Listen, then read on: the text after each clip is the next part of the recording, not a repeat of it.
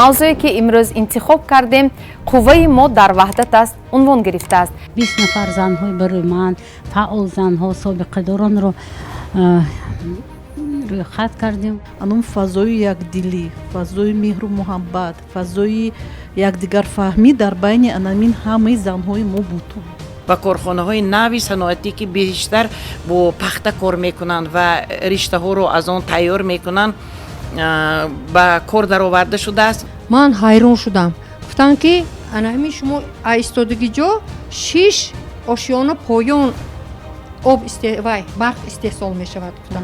وقتی که خود دیرکتر که من صحبت کردم آنها با ناهی با جان غفور همکاری داشتند و اینقدر آرامی و آسایشته که امروز دولت و حکومت و ملت دارد برای ما مادران من در آغاز سخنم هم گفتم با آسانی به دست نآمد.